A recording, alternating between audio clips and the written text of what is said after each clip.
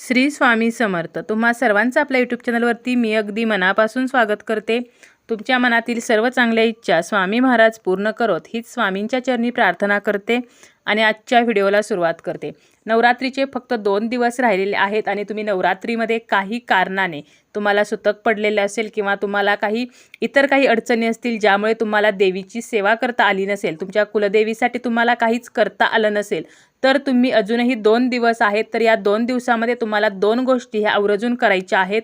या गोष्टी ह्या नवरात्रीमध्येच केल्या जातात, नाहीतर तुम्हाला पुन्हा वर्षभर पुढच्या नवरात्रीची वाट पाहावी लागेल. त्यामुळे अजूनही जर तुम्ही या 2 गोष्टी केल्या नसतील तर तुम्हाला या 2 गोष्टी कोणत्या आहेत तर हे मी आजच्या या व्हिडिओमध्ये सांगणार आहे. व्हिडिओला सुरुवात करण्याअगोदर तुम्ही जर चॅनलवरती नवीन असाल तर चॅनलला सबस्क्राईब करा. व्हिडिओ माहितीपूर्ण वाटला तर व्हिडिओला लाईक करा. चला तर मग वेळ न घालवता आपण मुख्य विषयाला सुरुवात करूया. या गोष्टी तुम्ही या 2 दिवसामध्ये जर केल्या तरीसुद्धा तुम्हाला तुमच्या कुलदेवीचा आशीर्वाद मिळेलच. त्याप्रमाणेच तुम्हाला दुर्गा मातेचाही आशीर्वाद मिळेल. ज्या नवदुर्गा आहेत, ज्या 9 रूपांची आपण या नवरात्रीमध्ये पूजा करतो, तर त्यांचे आशीर्वाद तर हे सुद्धा आपल्याला मिळणार आहेत.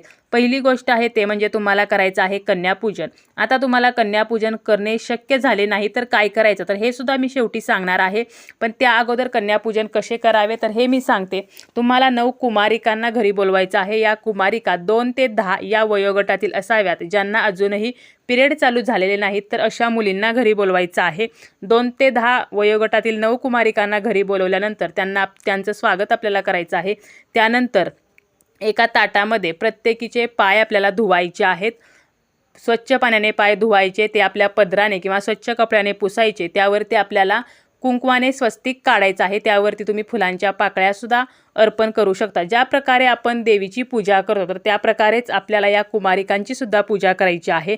त्यानंतर पायाची पूजा झाल्यानंतर आपल्याला त्यांना हळदी कुंकू लावायचं आहे. त्यानंतर अक्षता त्यांच्या डोक्यावरती टाकायच्या आहेत. तुम्ही त्यांच्या डोक्यावरती चुनरीसुद्धा घालू शकता. जर तुम्हाला चुनरी घालायची असेल तर तुम्ही हे सर्व करण्या अगोदर ती कुमारिका आपल्याकडे आल्यानंतर तिला बसायला आसन द्यायचं. त्यानंतर डोक्यावरती चुनरी घालायची. त्यानंतर तिचे पाय धुवायचे आणि तिला हळदी कुंकू लावून तिचं औक्षण करायचं आहे. त्यानंतर तुम्हाला तिला एक श्रीफळ म्हणजे एक नारळ आणि 1 रुपयाचं जे नाणं आहे तर ते द्यायचं आहे. त्यासोबतच आपल्याला तुम्ही तिच्यासाठी ज्या भेटवस्तू आणलेल्या आहेत तर ती भेटवस्तू तिला द्यायची आहे आणि तुम्ही तिला गोडाचं जेवण जेवायला घालू शकता किंवा तुम्ही गोडाचा काहीतरी प्रसाद जो आहे तर तो तिला द्यायचा आहे. तर अशा प्रकारे साध्या सोप्या पद्धतीने आपल्याला हे कन्यापूजन करायचं असतं. कन्यापूजन हे शक्यतो अष्टमीला केलं जातं. आता अष्टमीला जर करणे शक्य झाले नाही तर तुम्ही नवमीला म्हणजे नवरात्रीच्या शेवटच्या दिवशीसुद्धा हे जे कन्यापूजन आहे तर ते आपण करू शकतो. आता तुम्हाला जर 9 जणींना घरी बोलावणं आणि त्यांचा मानसन्मान करणं जर शक्य झालं नाही, काही अडचण असेल, काही कारणे असतील, तर मग तुम्ही किमान एका कन्येला घरी बोलवा. तुमच्या घरातील जरी ती कन्या असली तरीसुद्धा चालेल, परंतु एका कन्येला घरी बोलवा. तिचा तुम्ही असा मानपान करायचा आहे आणि यानंतर तिला तुम्हाला भेटवस्तू तर ही सुद्धा आवर्जून द्यायची आहे. गोडाचं असं काहीतरी खायला द्यायचं आहे. तुम्ही पुरणपोळीचा स्वयंपाकसुद्धा करू शकता आणि तो सुद्धा जेवायला घालू शकता किंवा तुम्ही गोडाची खीर बनवा, मिठाई द्या, काहीही द्या, परंतु भेटवस्तू मात्र आवर्जून द्यायची आहे. आणि 1 श्रीफळ आणि 1 रुपयाचं 1 कॉईन तर हे 9 जणींना जर तुम्ही बोलवलं तर त्यातील एका कन्येला तरी तुम्हाला हे द्यायचं आहे. तर अशा प्रकारे साध्या सोप्या पद्धतीने तुम्ही कन्यापूजन करायचं आहे, जे आपण फक्त नवरात्रीमध्येच करतो.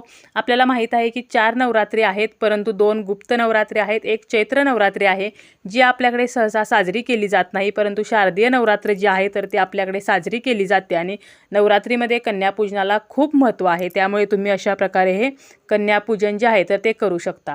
आता यानंतर दुसरी कोणती गोष्ट आहे तर ती आहे आपल्याला कुलदेवीची आपल्या ओटी भरायची आहे. कुलदेवीची ओटी तुम्ही कुलदेवीच्या स्थानावरती जाऊन जर भरली तर अतिशय उत्तम. नवरात्रीमध्ये आपण कुलदेवीची ओटी ही आवर्जून भरावी. वर्षातून एकदा तरी आपल्याला कुळाचार म्हणून कुलदेवीची ओटी ही भरायची आहे. मनोभावे आपल्याला ही देवीची ओटी भरायची आहे.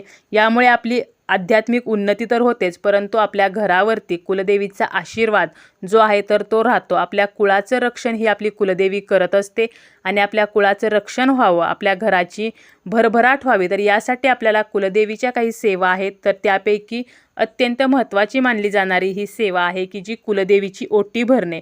तर आपल्या कुळाचे रक्षण व्हावे यासाठी आपल्याला नवरात्रीमध्ये कुलदेवीची ओटी ही भरायची असते. मग तुम्हाला जर त्या स्थानावरती जाऊन ओटी भरणे शक्य झाले नाही तर तुम्ही घरीच तुमच्या देवघरामध्ये जी कुलदेवीची मूर्ती आहे तर तिच्यासमोर कुलदेवीची जी ओटी आहे तर ती भरू शकता। आता ह्या कुलदेवीची आपण ओटी जी भरतो तर ती कधी भरायची, तर ही सप्तमी, अष्टमी आणि नवमी, तर ह्या ज्या 3 तिथी आहेत म्हणजे नवरात्रीचे शेवटचे 3 दिवस, तर या 3 दिवशी आपण ही ओटी भरू शकतो।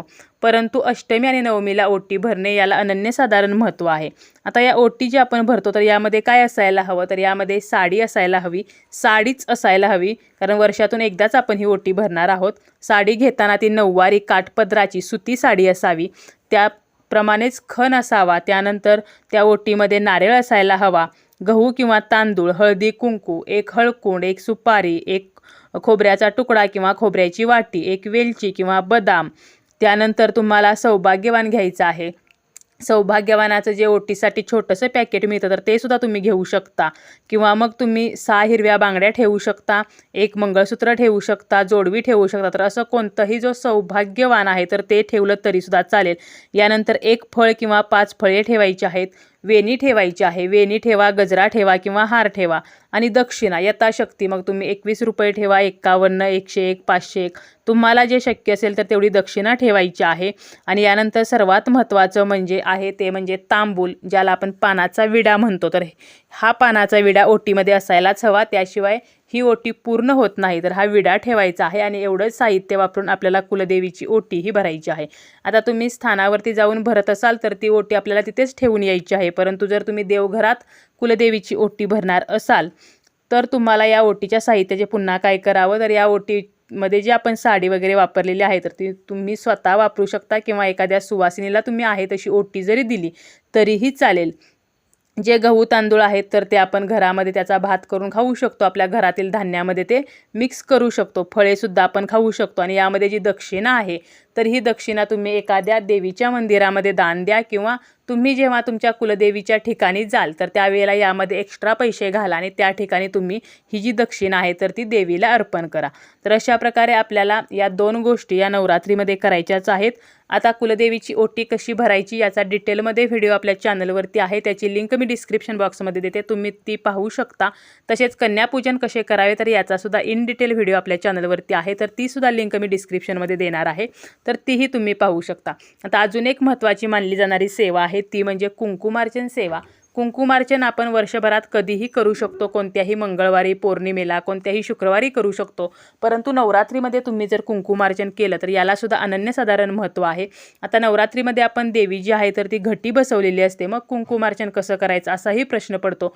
कुंकुमार्चन म्हणजे काय, तर देवीला कुंकवाचा अभिषेक करणे, चरणापासून मस्तकापर्यंत आपल्याला अंगठा, आपलं मधलं बोट आणि करंगळी शेजारची जी अनामिका आहे तर या 3 बोटांनी देवीला कुंकू अर्पण करायचं असतं, याला कुंकुमार्चन म्हणतात।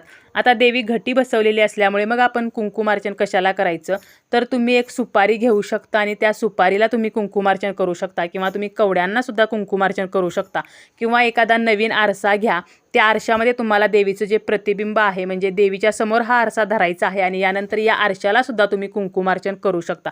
तर अशा प्रकारे कन्यापूजन करणे, कुंकुमार्चन करणे आणि कुलदेवीची ओटी भरणे, तर या गोष्टींना नवरात्रीमध्ये खूप महत्त्व आहे। अजूनही जर तुम्ही या गोष्टी केल्या नसतील तर नक्की, अजूनही 2 दिवस आहेत तर या 2 दिवसामध्ये तुम्ही या गोष्टी नक्कीच करू शकता। तुम्ही दुर्गा मातेची सुद्धा ओटी भरू शकता।